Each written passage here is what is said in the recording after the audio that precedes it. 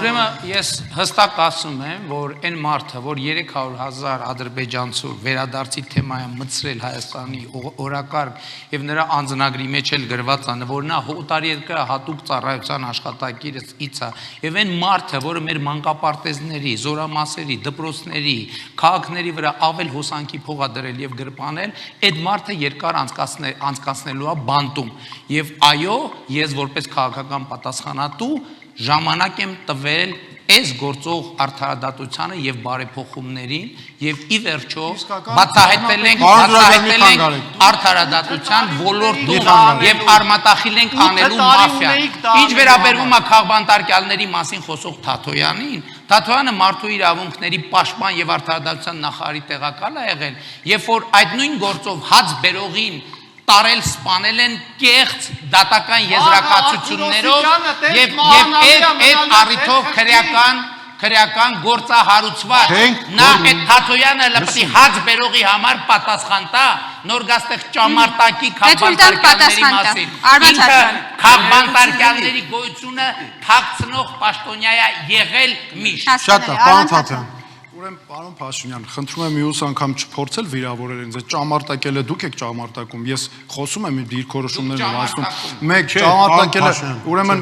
ուրեմն Պետրոս, դիտողություն արեք, առաջինը ինքն է վիրավորում, նոր ես անում եմ, ձայնից կտրում եք, հավասար պայմաններ է պետք պահել, մեկը, ուրեմն շատ հետաքրքիր է, քաղաքացիական պայմանագիրը, հսկայական այդքան գումարներ են ծախսում նախընտրական քարոզչության, ահռելի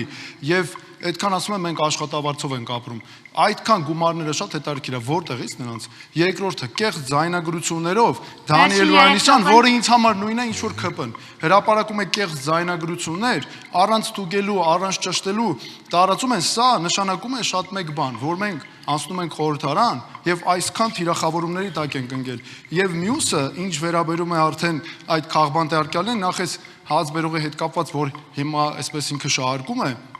ես շատ ցավում եմ որ ժամանակին ես շատ ցավում եմ որ ժամանակին համահացել է բայց պետք է իմանալ ումից ինչ ակնկալել այդ նույն Փաշինյանը զանգում էր երբ որ ես մարդու իրավունքների պաշտպանն էի խնդրում էր որպեսի այց իրականացնեմ մենք տեղեկություններ տամ մենք ամեն օր էինք այցի իրականացնում թե ինչ վիճակում է արտադրությունը ես հակված եմ իրոք ներքին համոզմունք ձևավորելու որ սա բանավեճ չի եւ կարծես թե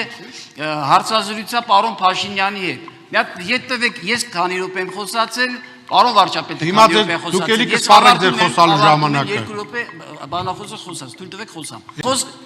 միակ քաղաքական ուժը այսօր դոկուսակցությունն է որ քննադատում է եւ ներկաներին եւ նախկիններին մի հատ էլ տեսեք ներկա նախկինը ներկային բա արդարադատություն մենք ունեցել ենք ընտրովի փողոցային Զորբաների ինստիտուտ եւ նախկինում եւ ներկայում եւ եթե իրոք օբյեկտիվ ենք եկեք խոսենք մենք երբևիցե արտահայտություն ունեցել ենք նախորդ դարի 90-ականներից սկսած եւ մինչեւ Շատ